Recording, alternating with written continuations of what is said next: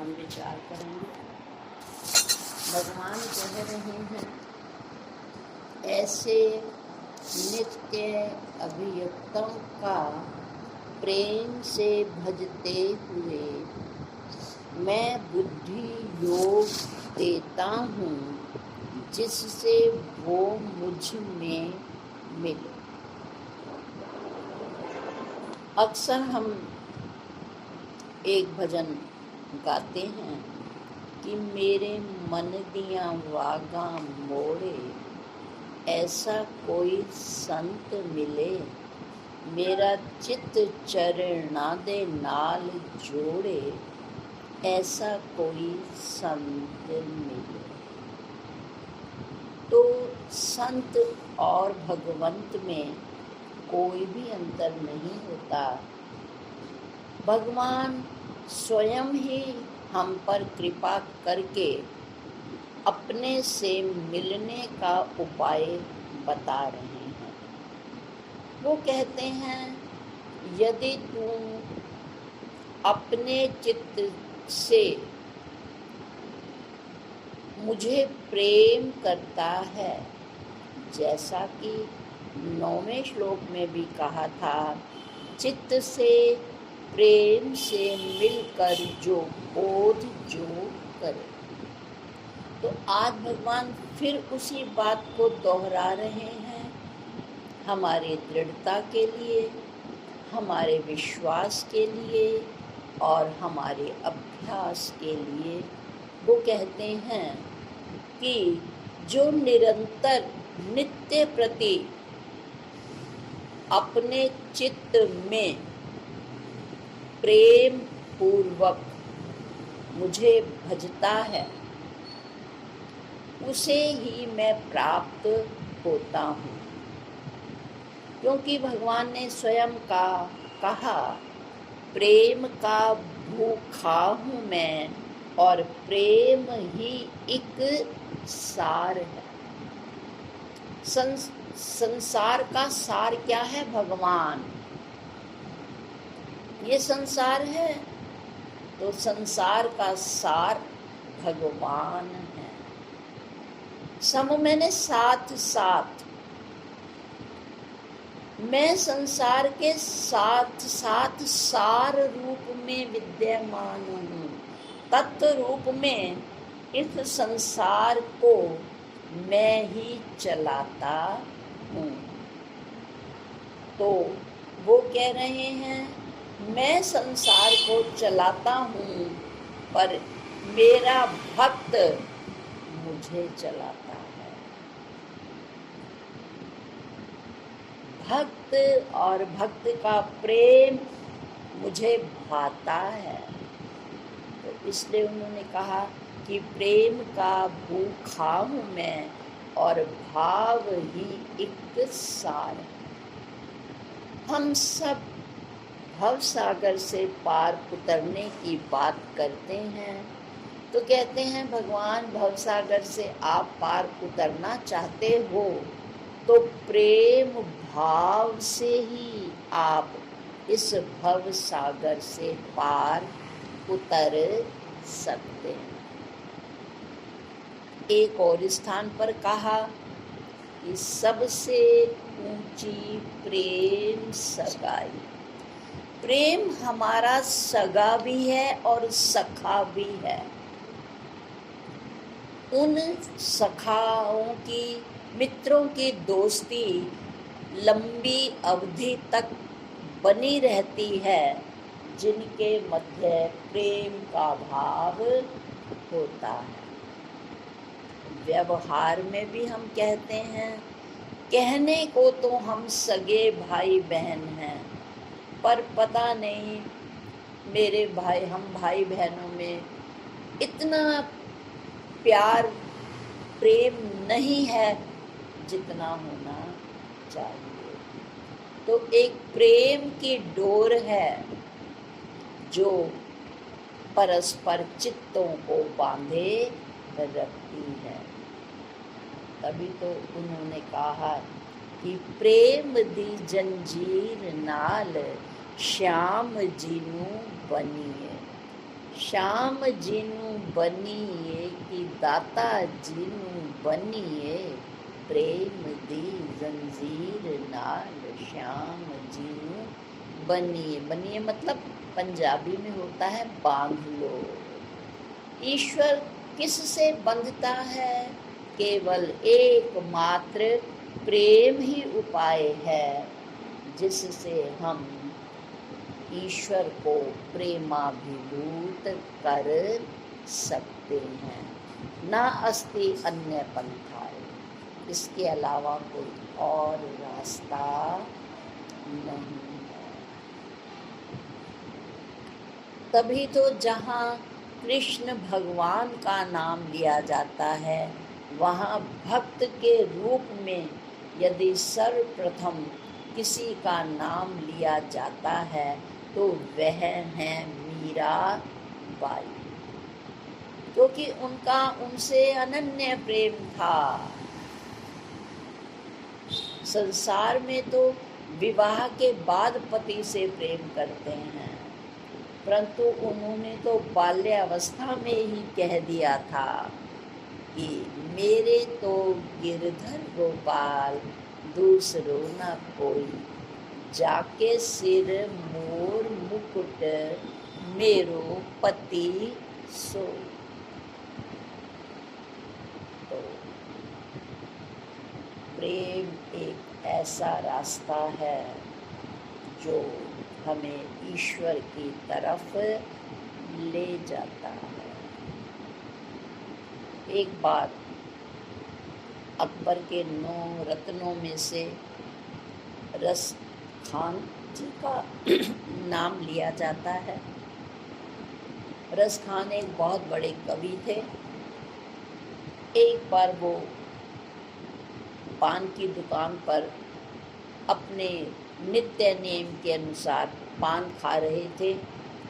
आज अचानक ही उनकी नज़र कोने में रखी एक चित्र पर गई और चित्र देखते ही उनका चित्त जुड़ गया। वो चित्त दे बैठे बांके बिहारी के चित्र को। मोर मुकुट सिर पर है, तिरछी चितवन है, टेढ़ा कटी प्रदेश है, वंशी हाथ में है और मंद मंद मुस्कुराहट है। उनकी इस छवि ने उनके चित्त को वशीभूत कर लिया। वो चित्र को नहीं, भगवान के उस मोहनी मूरत को अपना चित्त दे बैठे और फिर पूछने लगे, भाई ये किसका चित्र है? उसने कहा, ये हमारे बांके बिहारी का चित्र है। तो कहते हैं, वो कौन है आपके? तो वो कहता है, पान वाला भैया, वो हमारे इष्ट हैं, इसलिए हमने उनको अपने इस स्थान पर लगाया हुआ है। तो कहते हैं, अच्छा ये आपके इष्ट हैं? हाँ, तो इनका कोई मंदिर भी होगा? उन्होंने कहा, बिल्कुल है। तो कहते, कहाँ है इनका मंदिर? तो उन्होंने कहा कि थोड़े ही दूर जा कर के, जैसा भी रास्ता था उस पान वाले ने बता दिया और वो प्रेम की डोर से खिंचे हुए बांके बिहारी के मंदिर पर पहुँचे। उनका प्रेम ही ऐसा था कि जिस समय वो वहाँ सामने पहुँचे तो पर्दा पुजारी खोल रहे थे। जैसे ही उन्होंने उनकी मोहनी मूरत को देखा तो वो उन पर न्योछावर हो गए। उन्होंने कहा कि बांके बिहारी की ये छवि मुँह से बरनी ना जात। भरे भान में करत है, नैनन ही सो बात। अरे कोई तो जबान से बात करता है, ये बांके बिहारी तो अपने नयनों से बात कर रहे हैं। संसार तो जबान से बुलाता है।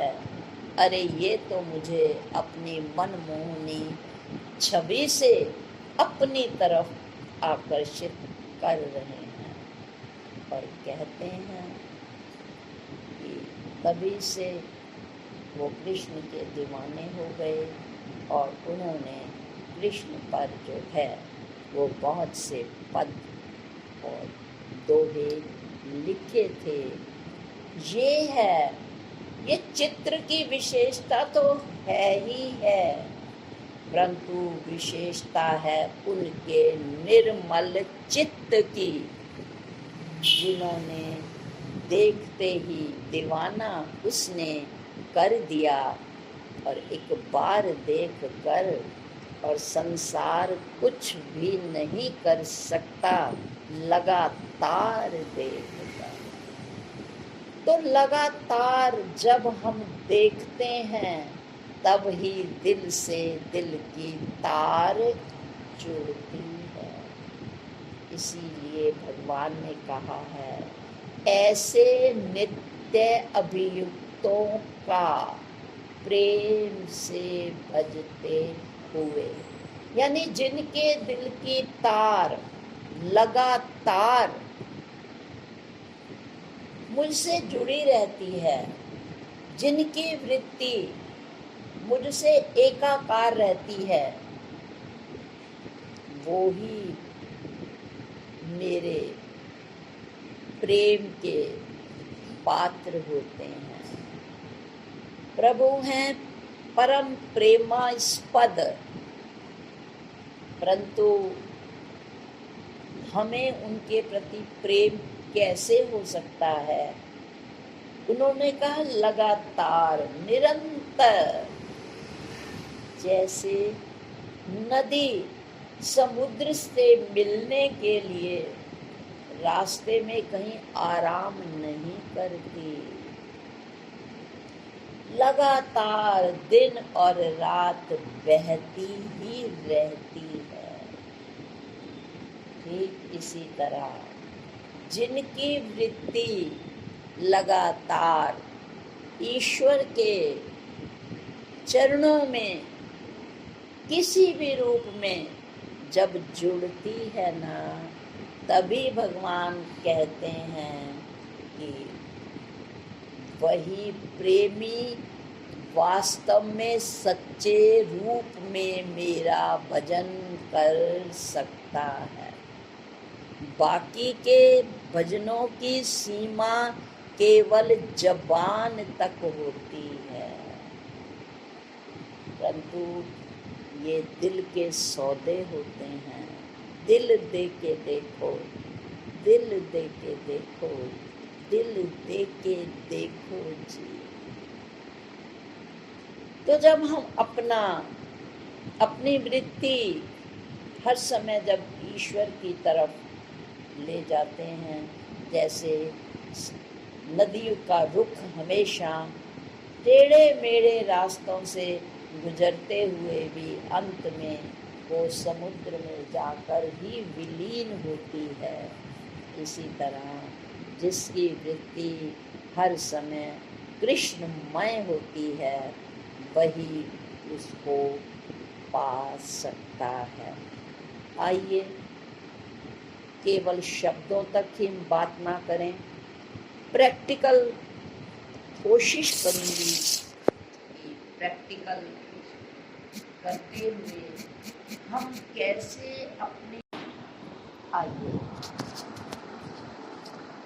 अपनी दिनचर्या में हम कैसे हर पल उनको याद कर सकते हैं। आइए, यदि हम वास्तव में प्रेम करना चाहते हैं तो ऐसा अवश्य करेंगे। आइए, प्रातःकाल हम उठकर एकदम जल्दी से हड़बड़ाहट के साथ संसार के कामों की लिस्ट हमारे आगे ना आए। हम लिस्ट से ना जुड़े, हम फरिश्ते से जुड़े। हे प्रभु, रात को नित्य प्रलय कहते हैं। प्रलय का एक रूप रात है। कहते हैं कि इसको नित्य प्रलय का नाम दिया जाता है, यानी रोज रात को हमारी इंद्रियां लय को प्राप्त हो जाती हैं। हमारा मन अगर स्वप्न है तो मन भी स्वप्न तक रहता है, और यदि हम सतोगुणी हैं तो हम स्वप्न भी नहीं देखते, हम सुषुप्ति में पहुंच जाते हैं। वहाँ मन का भी लय हो जाता है। तो इसी को नित्य प्रलय कहा जाता है।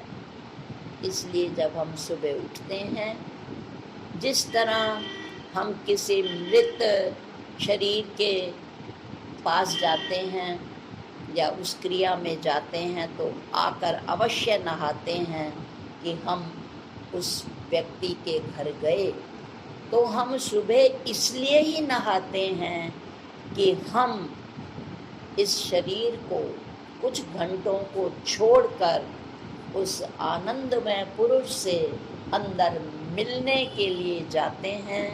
और जब हम इस शरीर को एक रात के लिए छोड़ देते हैं, इसलिए कहा जाता है पंजाबी में सुत्ता मोया बराबर, यानी सोया और मरा बराबर होता है।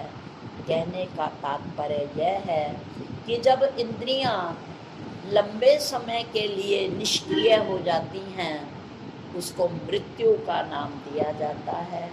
और जब ये इंद्रियां कुछ घंटे के लिए लय होती हैं तो इन्हें नित्य प्रलय यानी नींद का नाम दिया जाता है। तो जब हम सुबह उठें तो तुरंत यही भगवान को नमस्कार करते हुए उसका धन्यवाद दें।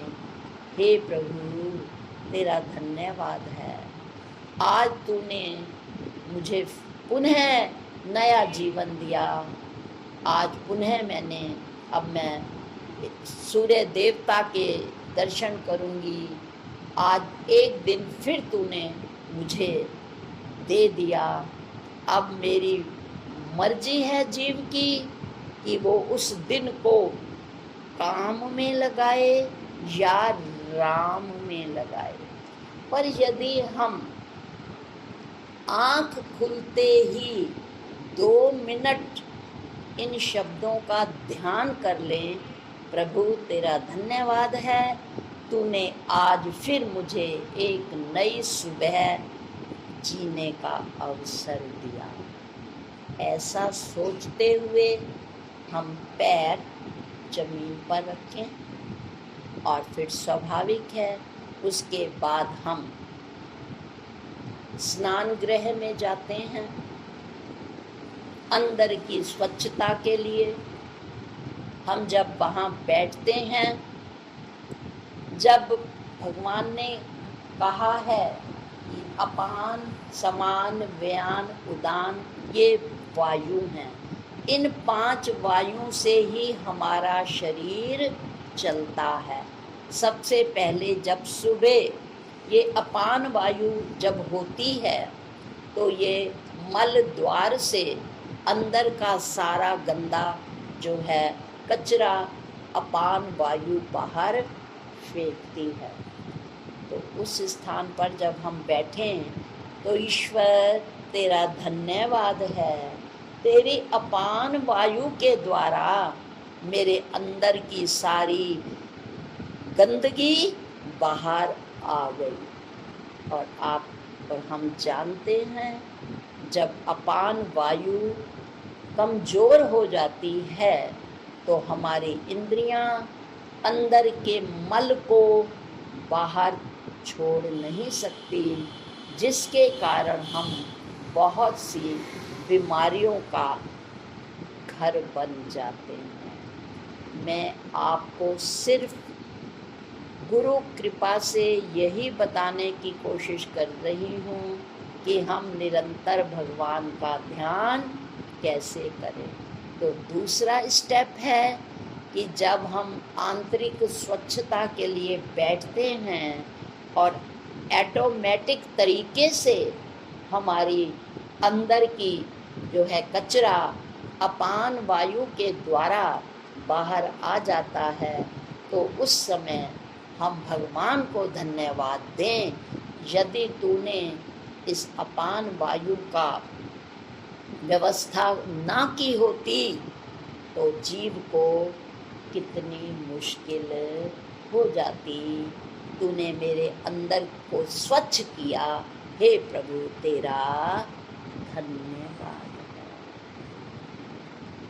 इसी तरह हम दंत साफ करते हैं, शरीर पर जब पानी डालते हैं तब भी धन्यवाद करें, प्रभु हे जल देवता, अगर आप ना होते तो मेरी शरीर की गंदगी कैसे साफ होती। जब जब हम पानी का प्रयोग शरीर के लिए करें मानसिक रूप से, तब भी भगवान को धन्यवाद दें और स्मरण करें कि यदि 2 दिन पानी ना आए या 2 दिन के लिए पीछे हम लोगों का अनुभव है, जब सरकारी कार्य की तरफ से मना किया गया था कि आप बाहर पानी नहीं फेंक सकते वरना जो हमने बनाया है वो किसी काम का नहीं रहेगा। हम लोगों ने कितनी परेशानी का अनुभव किया। स्नान करते समय हमने कैसी कैसी व्यवस्थाएं की कि पानी बाहर ना जाए, जिससे जो सरकारी काम हुआ है उसमें बाधा ना पड़े। तो वो 2 दिन हमने कितनी मुश्किल थी हमें उसको गुजारने में हुई। तो यदि 2-3 दिन पानी ना आए तो कल्पना करिए कि हमारे शरीर सहित हमें चारों तरफ घर के अंदर गंदगी ही गंदगी दिखाई देगी। हम लोग, हमारा मन शोर तो मचाता है, पानी नहीं दिया, पानी बंद कर दिया, पता नहीं कैसी सरकार है। इसके बजाय कहो, हे प्रभु तुझे धन्यवाद है। अगर 1-2 दिन के लिए पानी की व्यवस्था नहीं हो पाई तो मुझे कितनी परेशानी हुई, पर तूने कितना खुला जल दे रखा है जिससे हमारे घर के दैनिक कार्य आसानी से हो सकें। तेरा हृदय से बहुत बहुत धन्यवाद है। तो स्नान करते समय हम जल देवता को नमस्कार करें तो हम जुड़ गए ना। फिर हम पूजा घर में जाते हैं। पूजा घर में तो हम बैठते ही हैं, पर अब समय समय पर जैसे समझाया जाता है कि हम मंदिर में बैठे हैं, शरीर के बैठने से कुछ नहीं होता, क्योंकि सारा पसारा, सारी अशांति इस मन में है। संत पंडित जो सब यही कहते हैं कि इस मंत्र का जाप करिए, आपके ऊपर ये ग्रह है। संत भी कहते हैं मन की शांति के लिए भगवान के पास बैठिए, उनकी पूजा करिए।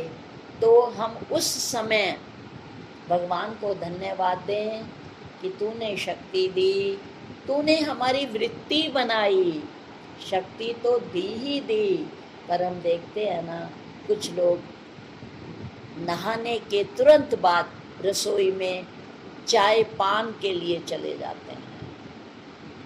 परंतु हम सबका सौभाग्य है, हमें सद्गुरु मिले, हमें प्रेरणादायक संत मिले, जिन्होंने हमें समझाया कि स्नान के बाद तुरंत अब ज्ञान गंगा में भी नहाओ।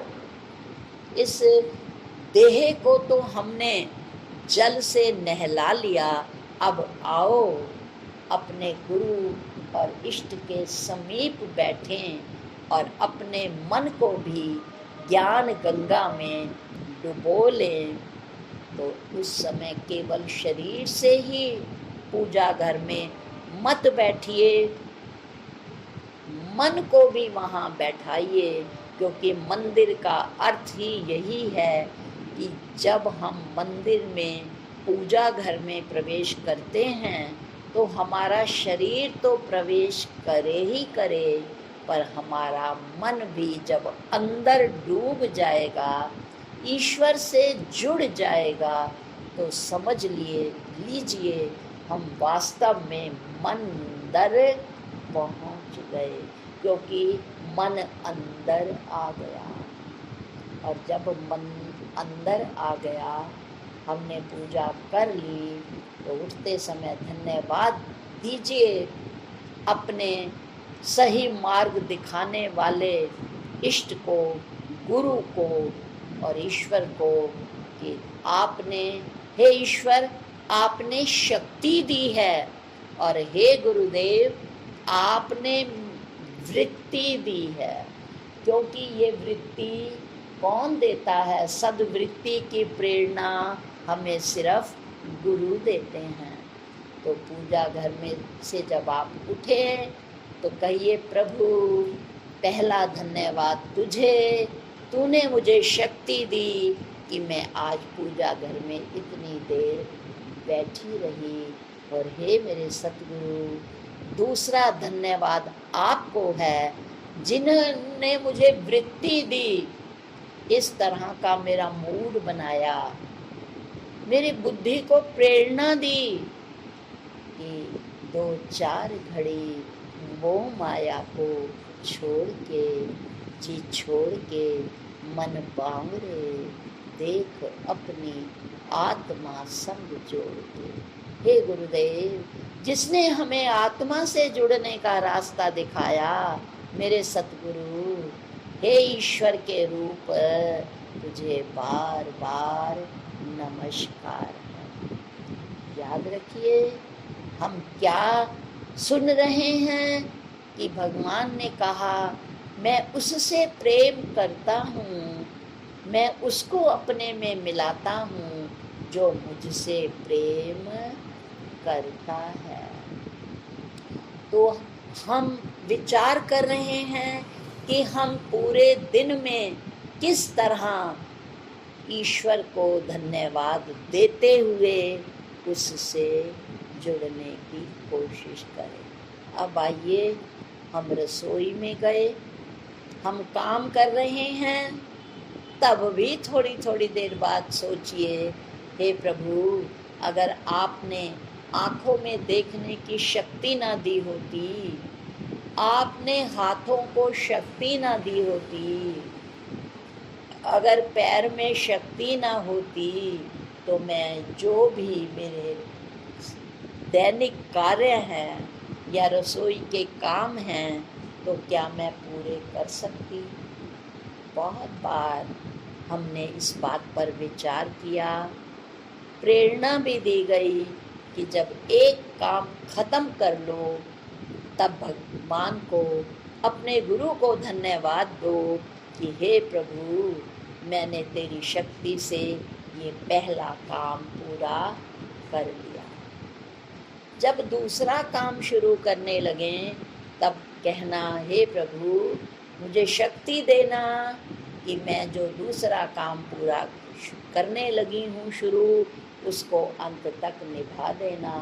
क्योंकि आप देखते हो, जब हम काम शुरू करते हैं, अभी हमने कुछ अग्नि पर कुछ रखा, अचानक हमारे हाथ टच कर गया किसी भी वस्तु से, रसोई की, तुरंत हमारा हाथ जल गया, हमारा काम वहीं छूट गया।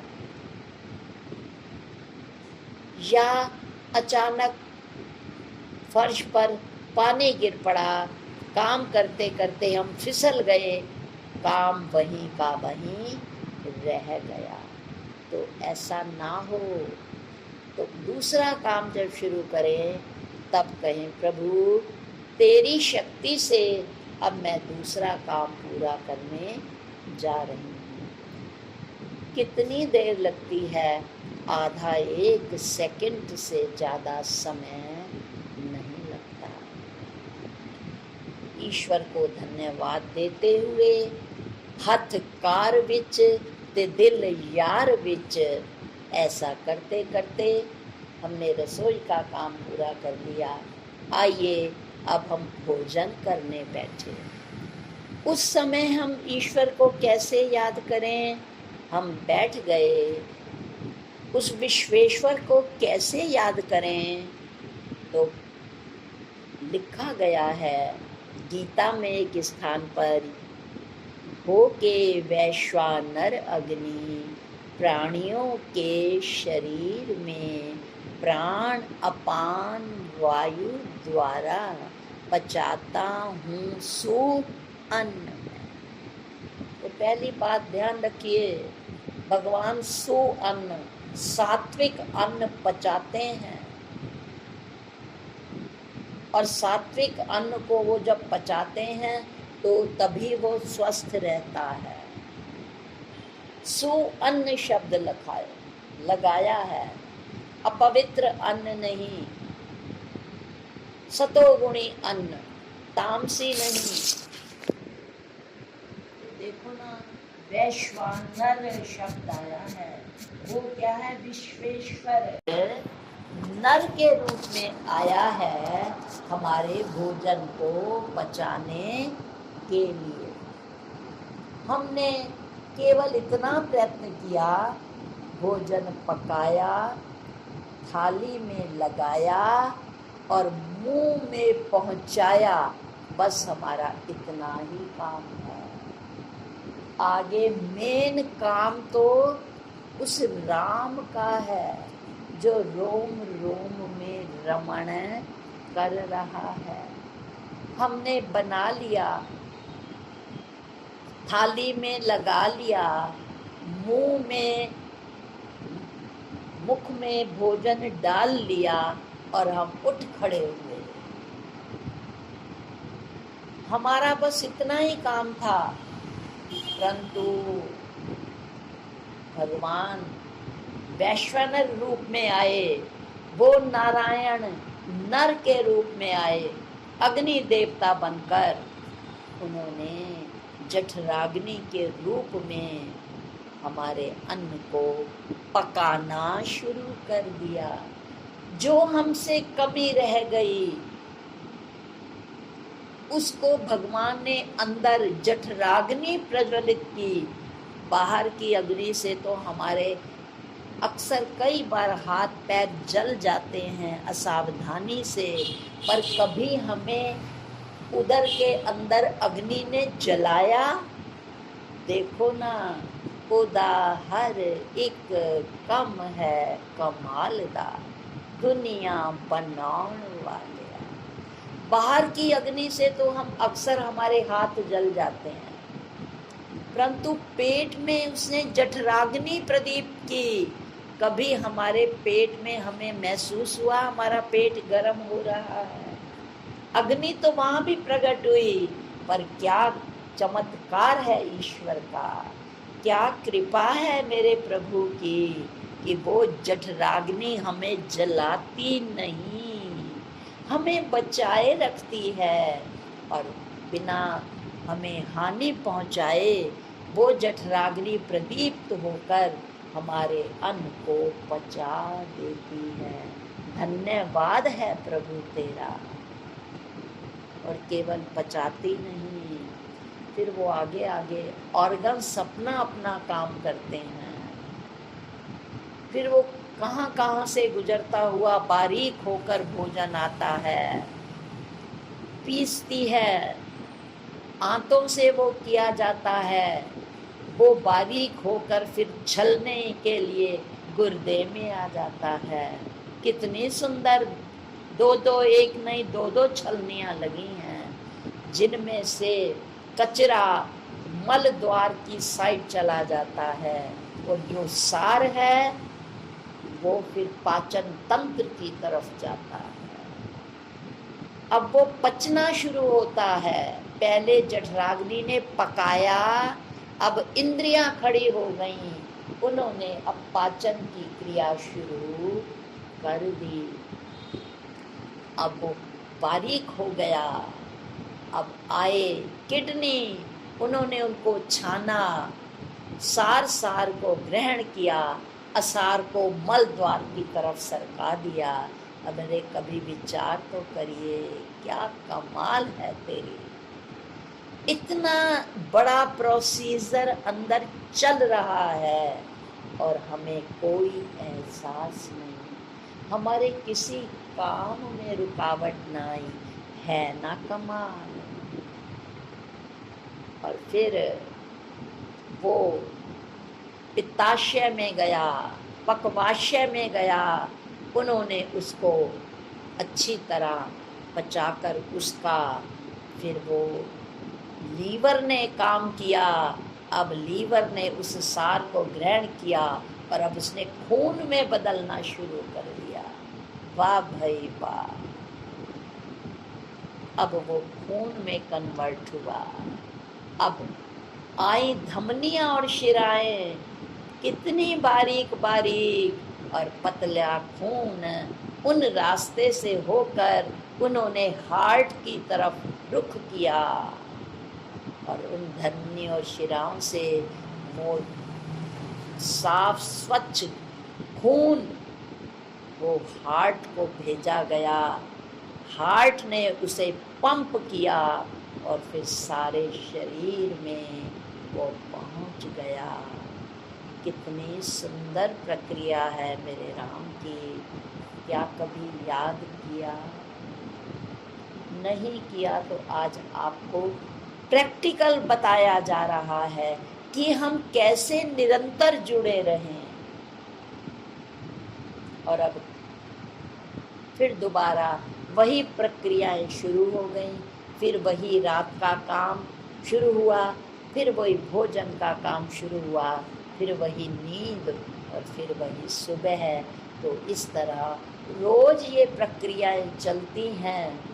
तो क्या हमने कभी उसे याद किया?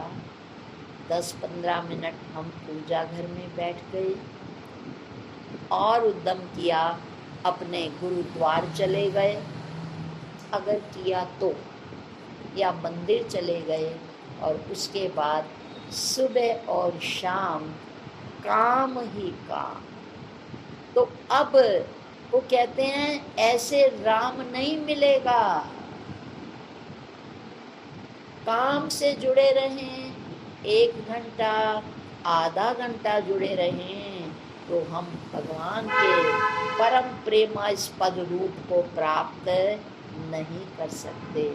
देखो ना, जो बेटे हमारे ही हैं, एक बेटा बहुत दूर विदेश में रहता है, एक बेटा निरंतर हमारे साथ रहता है।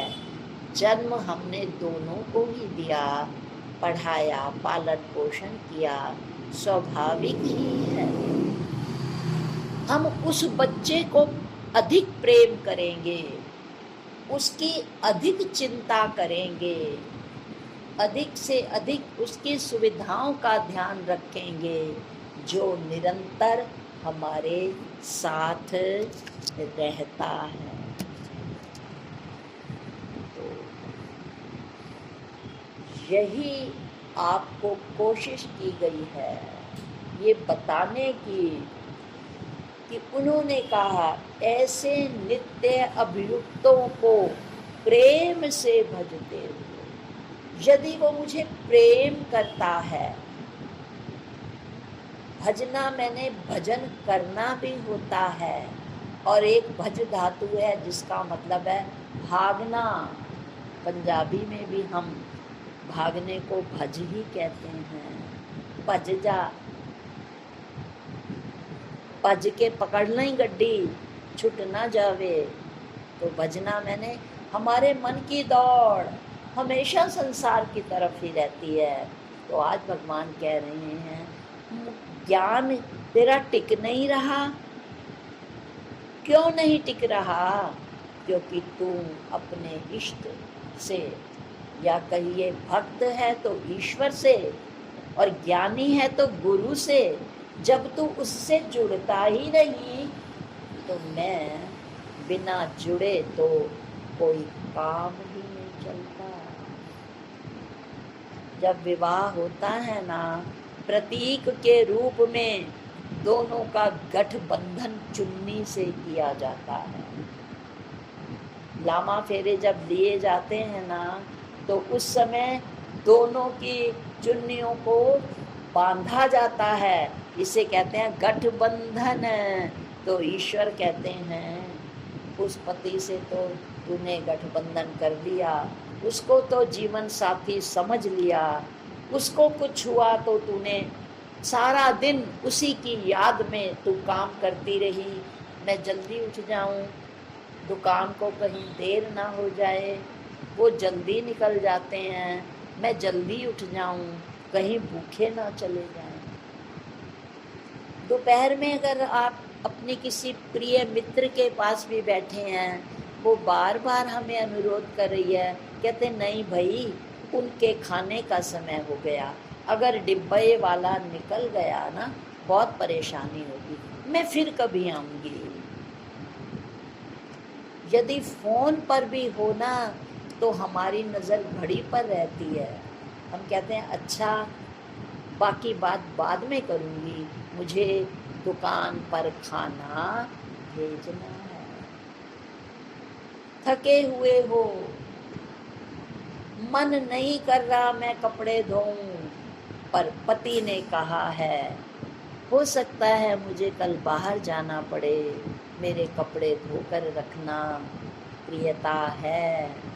थके हुए हैं, पर वो प्रेम हमें मशीन लगाने पर बाध्य करता है।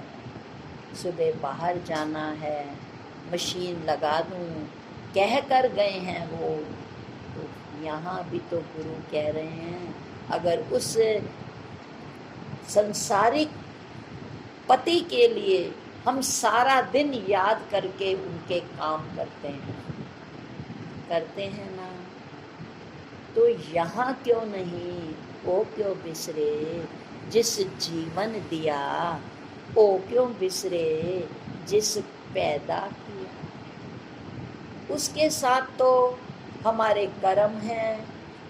25 साल हम उनके साथ जुड़े, क्या पता 25 साल बाद वियोग हो, 20 साल बाद हो जाए, या कर्मों के खेल के अनुसार 8-10 साल बाद हमारा वियोग हो जाए, हमें कुछ नहीं पता। पर उस परमात्मा का तो पता है ना। वो उस पति ने तो हमारा हाथ पकड़ा, हाथ में हाथ देते हैं एक दूसरे के, पर जरूरी नहीं कि वो जो हाथ उसने हमारा हाथ पकड़ा है वो हमारी मृत्यु पर्यंत पकड़े रहेगा, या पहले ही छोड़कर चला जाएगा, हमें पता नहीं है। पर भगवान तो कहते हैं मैं जिसे एक बार पकड़ लेता हूँ तो फिर छोड़ता नहीं। तो अरे उसके प्रति हमारी निरंतर भावना क्यों नहीं बनती? अभी तक शायद हमें ना पता हो, पर आज तो आपको बता दिया है ना कि हम किस तरह निरंतर उससे जुड़े। तो आज आपको गुरु की प्रेरणा से यही समझाया गया कि आप और हम उस प्रभु से नित्य किस क्रिया करते समय कौन सी युक्ति के द्वारा उससे जुड़ सकते हैं ना, जो आपको बताया। अगर आपको ये शब्द ना भी याद रहे तो जो शब्द आपको याद रहे उससे ही जुड़ जाओ ना। फिर सुन लीजिए, सुबह उठते ही एकदम पैर जमीन पर मत रखिए, 2-4 मिनट के लिए बैठ जाइए। ईश्वर तेरा धन्यवाद है। ये शरीर और इंद्रियां तो बिस्तर पर रह गई थी और ये शरीर मृत की तरह हो गया था। तेरा धन्यवाद है, तूने दोबारा इनका संयोग करके मुझे एक नई सवेर दी, जिससे मैं तेरा ध्यान प्रेम कर सकूं। फिर दूसरी क्रिया के बारे में बताया कि यदि भगवान ने इसमें अपान वायु की व्यवस्था ना की होती तो जिन्हें दिक्कत है, जिनकी आंतें कमज़ोर हैं, अपान वायु उनकी काम नहीं करती, उन्हें कितना कष्ट होता है। तो जब अपान वायु द्वारा हमारा अंदर का मल साफ हो जाए, भगवान को धन्यवाद देना कि तू तो निर्मल है और तूने मुझे भी अमल निर्मल कर दिया है, मेरे अंदर की सफाई तूने कर दी है, तेरा अनेकानेक धन्यवाद। फिर जैसे ही संसारिक क्रिया में लगे, तूने इस नेत्रों में रोशनी दी। उन्होंने कहा ना, यह चक्षुषा ना पश्यति येन चक्षुषा पश्यति। आँख जिसे नहीं देख सकती, जो आँख को भी देखता है, और आँख देने वाले को भी देखो। केवल आँख को मत देखो कि आँख से मैं देख रहा हूँ, जिसने आँख दी है, जिसने आँखों में शक्ति दी है, उसको देखने वाले को देखो। तो बताया, जो भी जितनी देर आप काम कर रहे हो, एक काम समाप्त करके उसका धन्यवाद करो और दूसरा काम शुरू करने से पहले प्रार्थना करो। काम शुरू करने से पहले प्रार्थना करनी है, हमको तन की शक्ति देना, हमको मन की शक्ति देना, हम कर्म करें। नया काम शुरू करने से पहले प्रार्थना, और जब काम समाप्त हो जाए तो धन्यवाद देना। और फिर जब भोजन करने बैठना, तब हे विश्वेश्वर, तो विश्वानर के रूप में तुम्हारे पकाने की सामर्थ्य भी तूने दी और बचाने के लिए तू स्वयं आप ही आ गया। खाना खाते समय बार बार धन्यवाद दें। अचानक जीभ कट जाए, खाना खा सकोगे? अचानक दांत टूट जाए, खाना खा सकोगे? तो जिस समय खाना खाओ, अरे जब उस भगवान को याद रखेंगे ना, तो वो खाना भी सुहाना हो जाएगा, वो खाना अमृत बन जाएगा। जब उसे ईश्वर के साथ जोड़ दोगे ना, ईश्वर की क्या है एक लक्षण? ईश्वर क्या है? सर्वशक्तिमान। दूसरा हम क्या कहते हैं? ईश्वर क्या है? सर्वशक्तिमान तो है, वो सर्व प्रेरक भी है, एक एक अंग को वो प्रेरणा दे रहा है। तो हमने तो बना लिया, थाली में लगा लिया, मुख में डाल लिया, पर अंदर इतनी क्रियाओं की शक्ति, हे सर्वशक्तिमान, तू ही कर सकता है। मैं जिस भोजन को तैयार करके तेरी शक्ति से तैयार करके लाई हूँ, हे प्रभु, अब मैं तेरा नाम ले रही हूँ, ये भोजन भजन की शक्ति दे। केवल भोजन का स्वाद मत लेना, हे प्रभु, ये अंदर जाकर ये अमृत का पान करे। ये तन को शक्ति दे, क्योंकि जब स्वस्थ तन होगा तभी स्वस्थ मन होगा, क्योंकि जब कभी भी शरीर बीमार होता है तो मन उसके साथ परेशान होता है। तो यदि भोजन को हम प्रार्थना के साथ, प्रभु स्मरण के साथ उसको अंदर ले जाएंगे तो वो भोजन अमृत बन जाएगा, प्रभु का प्रसाद बन जाएगा। तभी तो इतना इतना खाते हैं हम, तभी भी अतृप्त रहते हैं।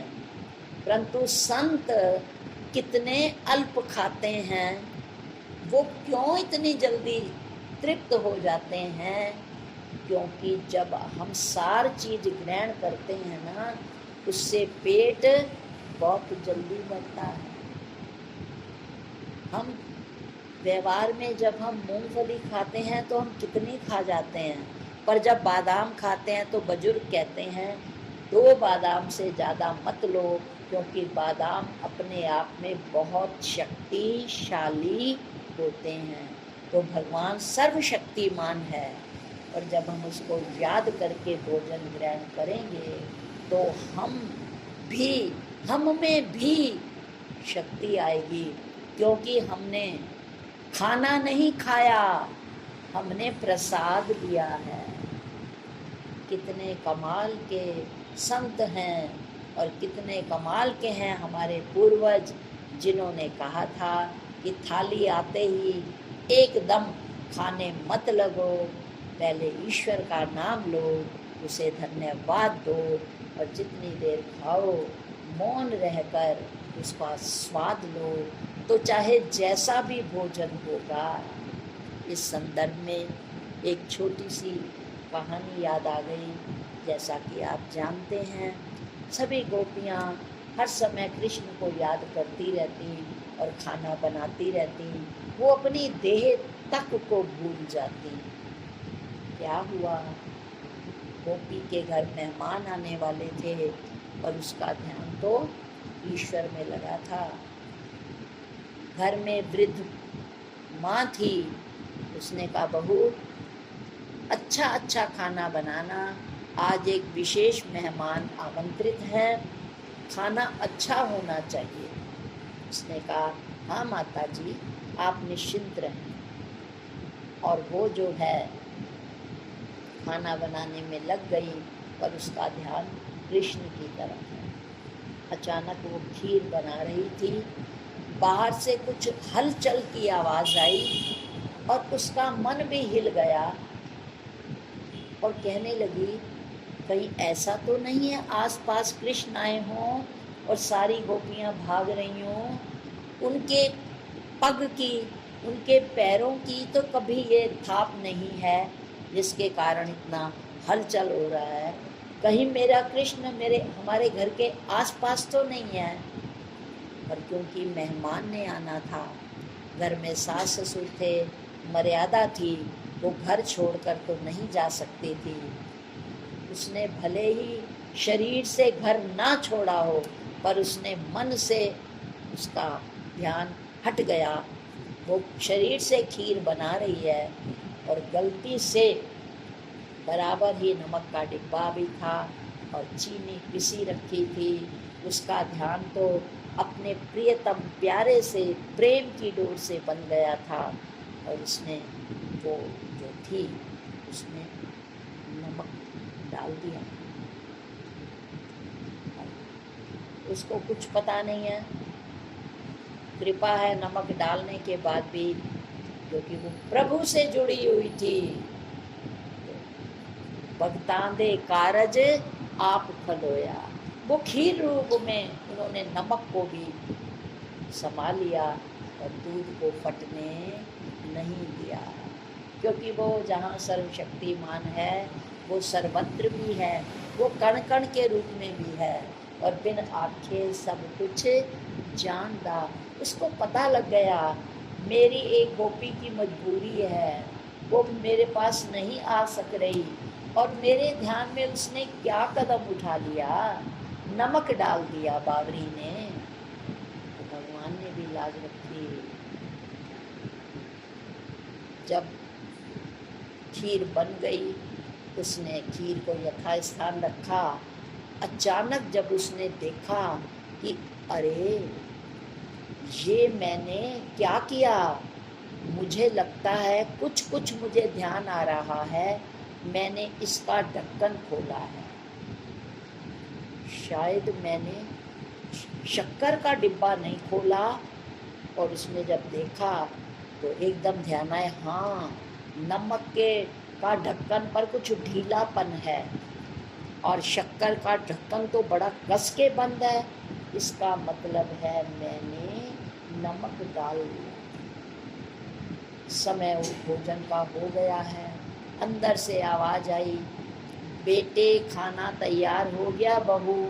हाँ माँ जी। सारा भोजन परोस दिया गया और प्रेम अश्रु उसके बह रहे हैं कि मेरे बिगड़े काम सवारे, ऐसा मेरा सांवरिया,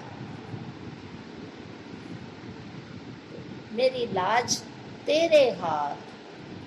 और वो प्रेमाश्रु बहाती जा रही है, कटोरी में खीर डालती जा रही है। और वही जैसे कि हम अक्सर जो है आपसे कहा जाता है, प्रार्थना में तो हम बोलते ही हैं, पर आपको अक्सर कहा जाता है कि जब भी कोई काम करिए ये 2 लाइनें अवश्य दोहराइए, बुद्धि में हो अवतरित करते स्वयं प्रकाश।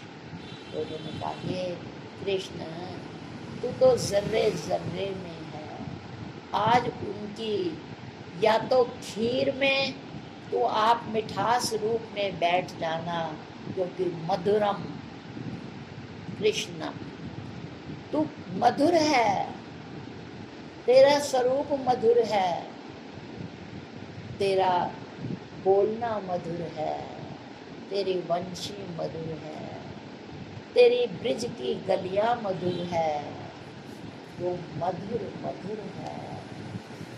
तो तू इस खीर के रूप में भी है।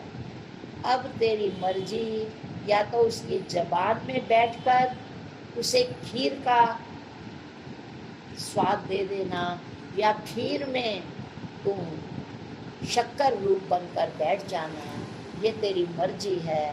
पर आज तो मेरी लाज तेरे हाथ है।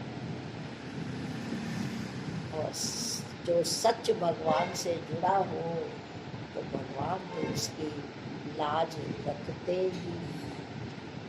हुआ वही, मेहमान ने इतनी प्रशंसा की भोजन की और खीर की विशेष रूप में कि सब कुछ स्वादिष्ट था, पर खीर का तो कहना ही क्या। क्यों कहना ही क्या? क्योंकि उसमें कान्हा विराजमान हो गए थे। हर भोज्य वस्तु बहुत अच्छी बनी थी, पर खीर का तो कहना ही क्या। और बहू कहती है, वास्तव में खीर के बारे में आप कह भी क्या सकते हो, अरे उसमें तो मेरा कान्हा खुद मधुरता के मिठास के रूप में बैठ गया था। ये होता है प्रेम। और सच मानिए, कभी कभी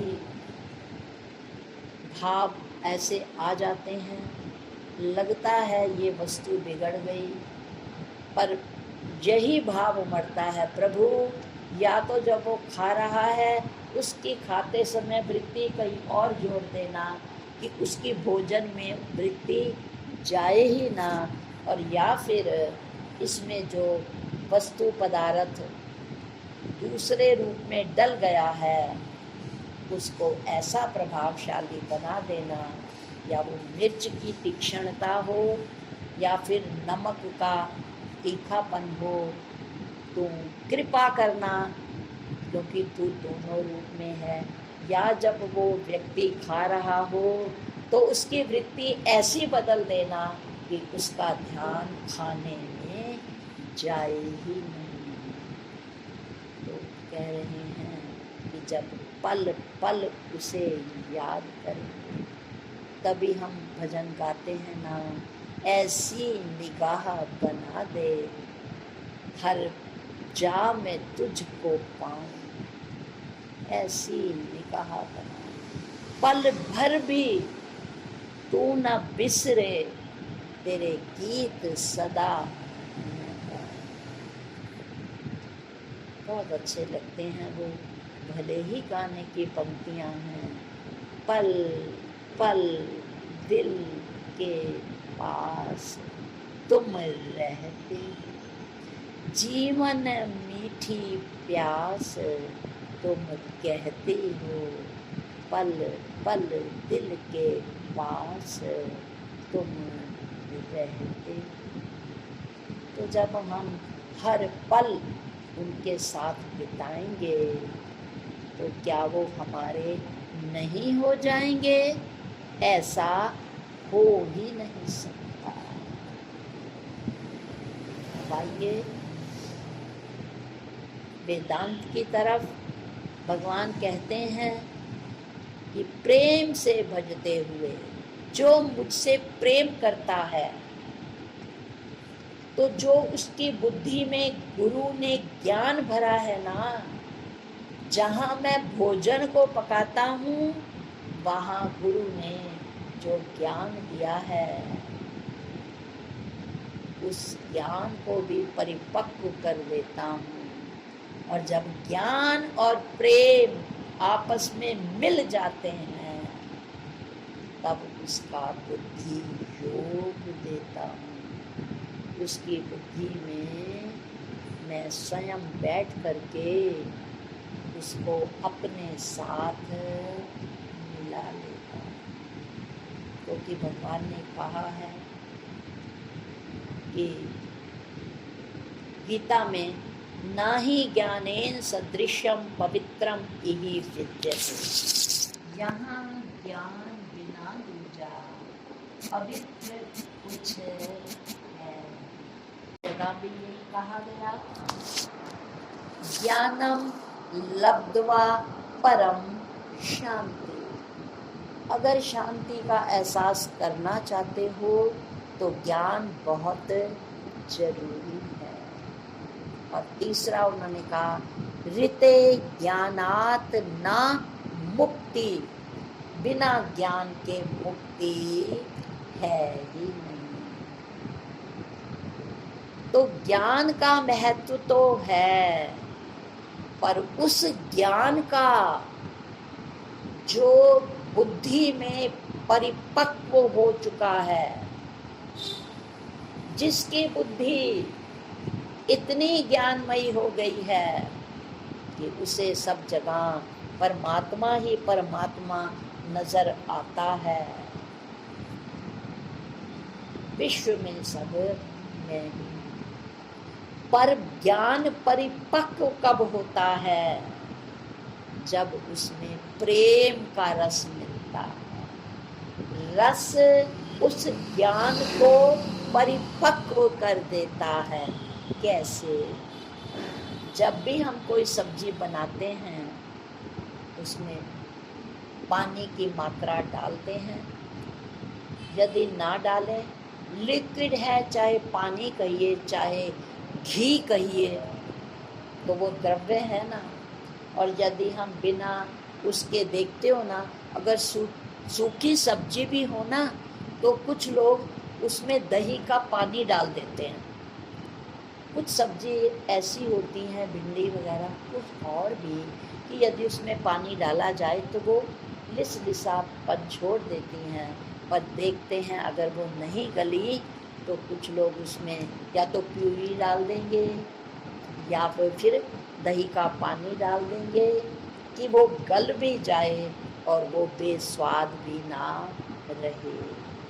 तो हर चीज़ देखिए, कल घर जा करके इसका अभ्यास करिएगा कि कौन सा ऐसी चीज़ है जो बिना पानी के हो जाती है। सुबह सुबह गमले देख लो, पानी ना डाले जल जाएंगे। मशीन में कपड़े डालने से पहले पानी डालते हो। दूध गर्म करने से पहले भी कहीं दूध पैंदे में ना लग जाए, अक्सर लोग उसमें एक घूंट पानी डालते हैं। घर की सफाई के लिए पानी की जरूरत है। रसोई में बिना पानी के कोई काम नहीं चलता। हमारा शरीर का कोई काम बिना पानी के नहीं चलता। तभी भगवान ने कहा जल में रस में। तो बिना जल के कोई काम नहीं होता। तो भगवान कहते हैं यदि हम सब्जी को अच्छी तरह पकाना चाहते हैं ना, तो कहते हैं पकी नहीं, आग पर उसे नहीं रखते, कहते हैं जल जाएगी। फिर उसमें कोई ना कोई लिक्विड चीज, रस रूप चीज डालते ही हैं। यदि हमने टमाटर की प्यूरी भी डाली तो उसमें भी तो रस है। वो कहाँ से आया? टमाटर पृथ्वी से, और पृथ्वी के नीचे क्या है? जल है। तो वो भी तो डायरेक्ट पानी नहीं डाला, टमाटर का पानी डाल दिया या फिर प्यूरी डाल दी टमाटर की बनी। अप्रत्यक्ष रूप में है तो पानी ही ना। तो सब्जी या कोई भी चीज़ हम बनाते हैं तो उसमें पानी डालते हैं जिससे चीज़ अच्छी तरह परिपक्व हो जाए, गल जाए। इसी तरह हमारा ज्ञान बुद्धि में गल जाए, एक मेक हो जाए, गल का उल्टा लग जाए। बुद्धि को गुरु के सूत्र लग जाएं, गुरु का ज्ञान बुद्धि में बैठ जाए, बात दिमाग में, दिल में लग जाए। उसके लिए प्रेम की बहुत जरूरत है। इसलिए भगवान कहता है मैं जिसके हृदय में प्रेम नहीं है उसको मैं बुद्धि में ज्ञान तो दे देता हूँ, पर वो मुझसे नहीं जुड़ पाता, उसे बुद्धि योग मैं नहीं देता। इसलिए किसी संत के पास ज्ञान के लिए कोई व्यक्ति गया, उन्होंने कहा मैं आपकी शरण में आया हूँ। क्यों भाई? आपसे ज्ञान लेने। उन्होंने कहा कभी किसी से प्रेम किया? उसने कहा नहीं, मैंने कभी किसी से प्रेम नहीं किया। तो कहते हैं फिर यदि तुमने किसी से प्रेम नहीं किया तो तुम्हें मैं ज्ञान दे ही नहीं सकता। तो संत की ये बात इस श्लोक के बिल्कुल प्रसंगानुकूल है कि यदि हम बुद्धि योग चाहते हैं, बुद्धि योग का मतलब हमारी वृत्ति, हमारी बुद्धि हमेशा ज्ञानमयी रहे, हमारी दृष्टि हमेशा ज्ञानमयी रहे, तभी हमें ईश्वर के दर्शन हो सकते हैं, हम ईश्वर को अपने अति निकट देख सकते हैं।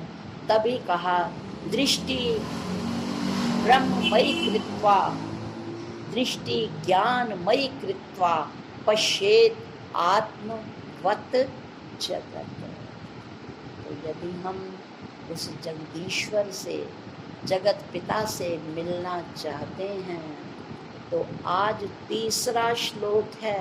पहले दो श्लोकों में तो उन्होंने चित्त की भी बात की, संतोष की भी बात की। उससे पहले वाले श्लोक में भी उन्होंने 2-3 गुणों के साथ प्रेम की बात की। आज वो खालिस प्रेम की बात कर रहे हैं कि किसी दिन तो, किसी साधक के मन में तो, किसी क्षण तो ये बात कोई स्वीकार कर ले कि बिना प्रेम के जिन प्रेम कियो तिन ही प्रभु पायो। जो भी आज गुरुदेव ने प्रेरणा दी बुद्धि में बैठकर, दैनिक जीवन में हम किस तरह ईश्वर के साथ जुड़कर उसके परम प्रेम स्वरूप को जान पाएंगे, उदाहरणों को दिया।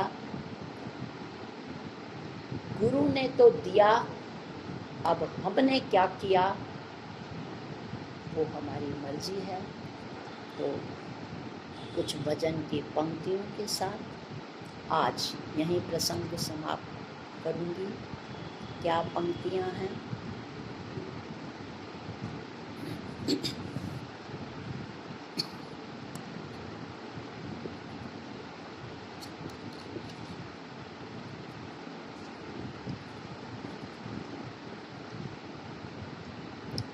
तन डोले मेरा मन डोले,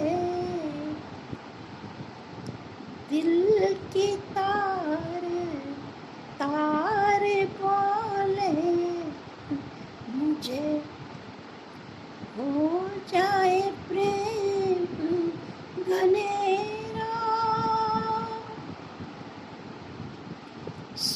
साधक बनूं मैं तेरा।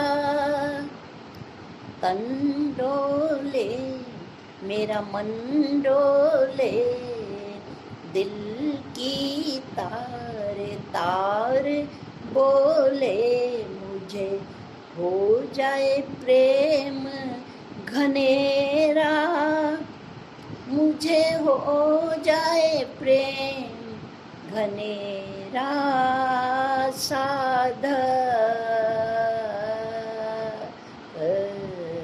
बनूं मैं तेरा। रंग दे मुझको प्रेम के रंग में, रंग दे मुझको ज्ञान के रंग में, हो जाए जीवन में सवेरा, साधक बनूं मैं तेरा। तन डोले मेरा मन डोले, दिल की तार तार बोले, मुझे हो जाए प्रेम घनेरा, साधक बनूं प्रभु तेरा। शांति शांति शांति।